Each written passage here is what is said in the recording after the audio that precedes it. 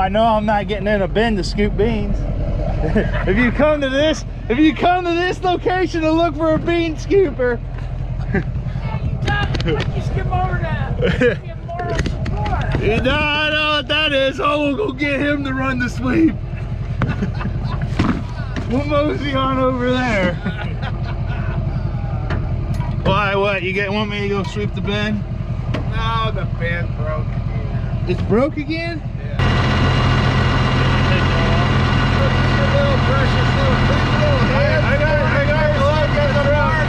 I got one of those gloves. Precious little clean hands. No, not really. I got gloves. But welcome back to another gorgeous November day in the good old Southern IA.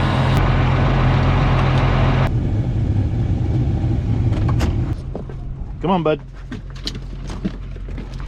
But harvest is now complete for us here, and I decided to step away from the camera for a few days, so I ought to get you guys caught up on what happened when I was taking a little leave of absence.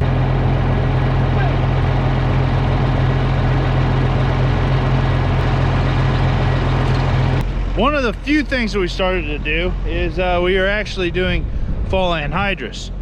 Now this is new to us and a couple of reasons, but not really new. But we're more spring anhydrous guys, but with the nice weather, we're gonna do some fall anhydrous this year. And what you guys saw me turn on or plug in this morning is a base station. That base station is for RTK, which is sub-inch accuracy on the GPS. And this year, we're gonna be pulling down our strips in the fall, and we're gonna be trying to plant directly over the top of that nitrogen source in the spring.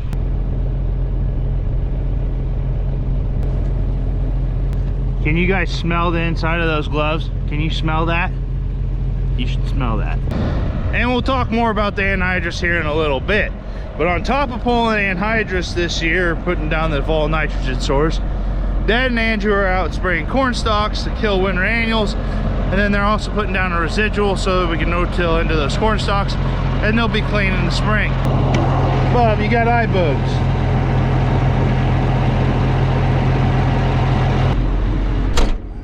There's your spot.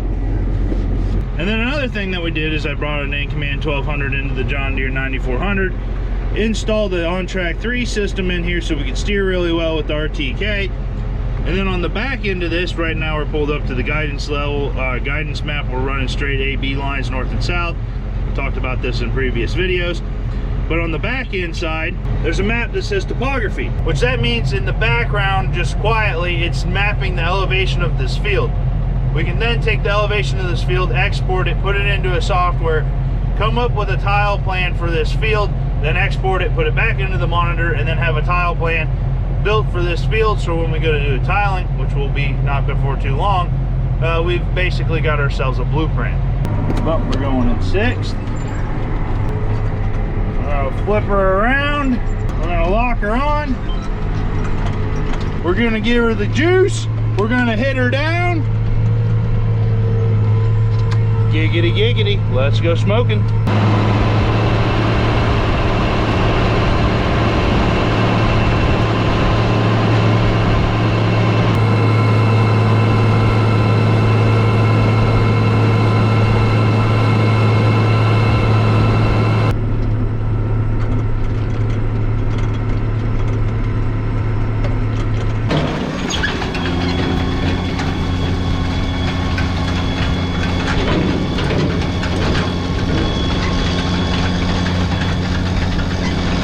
So I got a row that's not sealing up here.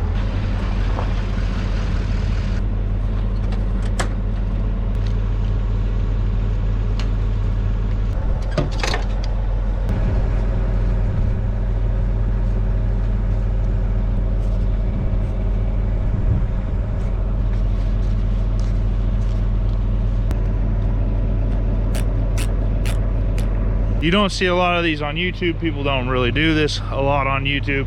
So this is anhydrous ammonia. It's the stuff that I am the most scared of when we're doing anything on the farm, because it can kill you, will kill you, and it'll get you. We'll talk more about that here in a little bit, but how that happens is that FS this year is supplying us with tanks. These tanks are delivered to us. They're under pressure. They have the anhydrous ammonia, the product that we're applying in the tanks. They're pressurized. They come down through these two big hoses right there, where there's two of them. Comes up here to the front. You'll see me. This is where I make the connections to the tanks. They're pulled by a drawbar. The umbilical cords here come up. They go through this manifold, through the manifold to a cooler. The cooler cools it, or it doesn't really cool it. It distributes it, and then we'll go around to the front here. Here you can see two black boxes, one's a master valve. It opens and closes the bar, shutting off and turning on the product.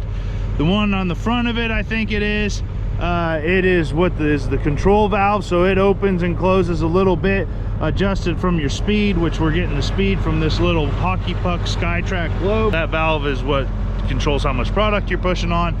Then it gets distributed through two big more umbilical cords, which you guys just saw.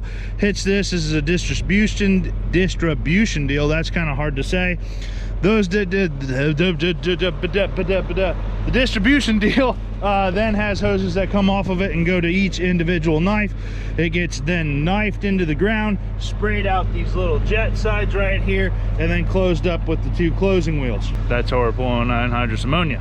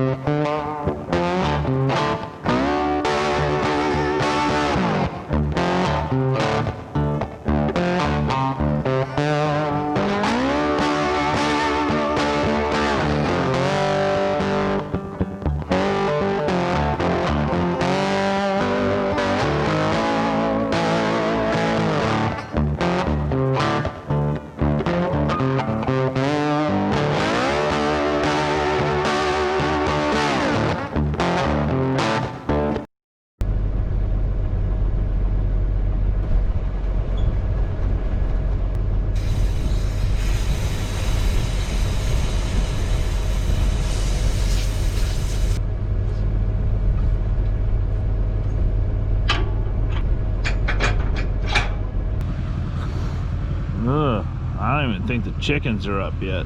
6:32. Trucker's loaded. We'll get it done. We'll get it done.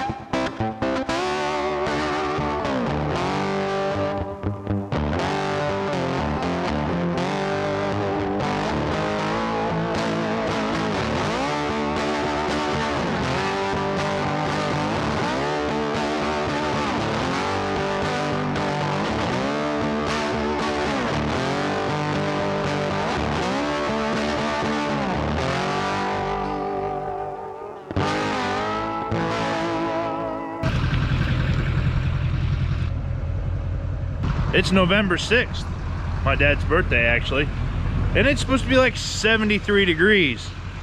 Beautiful.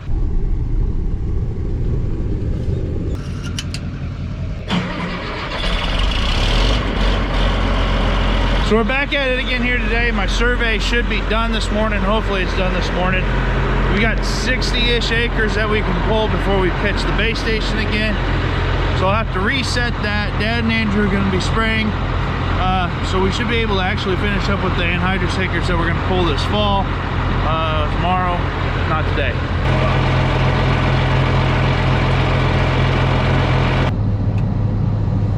Smoke on the bean field. You know it. It's that oldest channel, tell you what.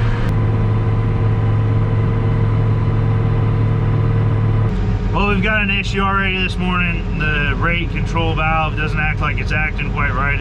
It's actually leaking, so it might be the packing around the nut or something. I don't know exactly how those are set up, but they can work on their bar. I don't really want to work around that anhydrous too much and then break something on their bar. So it sounds like they got somebody coming out to work on the bar. I can help my dad get spraying.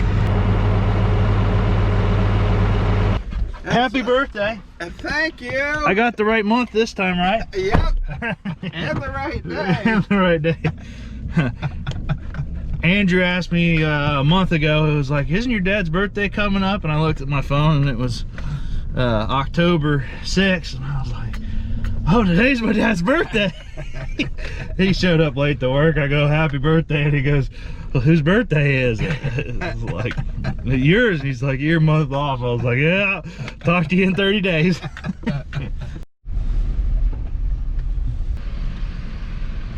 Once you know it, Bandit, we're at Casey's again.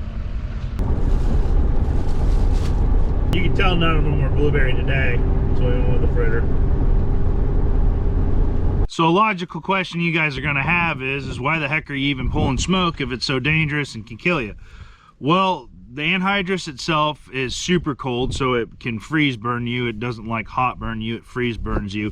And then it's an inhalation hazard, so when you get into the gas, there's like no oxygen there for you to breathe. You literally can't breathe when you're in the gas. So it's anhydrous means without water, so it's attracted to water, so when you're around it, it's attracted to the moisture in your skin, in your eyes, in your throat. So that's how it also kind of gets into the soil. But the simple answer for why we use it, even though it's dangerous, is economical reasons. And then set aside from it being an economical reason that we use this, which is one of the biggest reasons, this is our cheapest source N in this area, is that it's extremely stable in the soil. The anhydrous that comes out of these tanks has the opposite polarity of the soil, so it bonds with the soil. Now everybody hears about nitrates getting into the water, everything like that. This stuff that goes into the ground cannot leave with water. It's not attracted to water. It has to go through a process where a big word converts it into a nitrate, and which is the same form of nitrogen that the plant can use, and that's the type of stuff that can actually leave with the water. So in the tank it has a nitrogen stabilizer, which basically limits the number of the big words in the soil, slowing down the process from it becoming the form of nitrogen that it's in right now into the nitrate.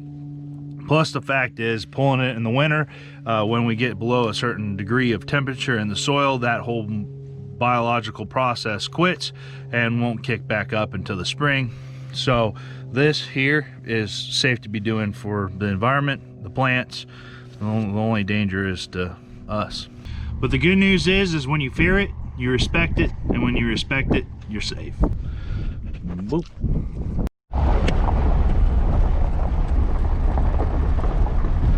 Back home. They don't have the valve that we need to get going for that today, so she's parked for the rest of the day. Get something else done.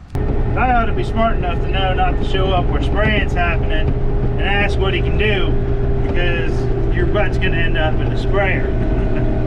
But it's all right. We ain't got much to spray here today because we're gonna go celebrate my dad's birthday, so happy birthday, Dad, again. We're gonna end the video here with you guys today. Don't forget, if you haven't yet, hit that thumbs up button. If you haven't subscribed, what the heck are you waiting on? And we'll see you the next time down here in the Southern IA.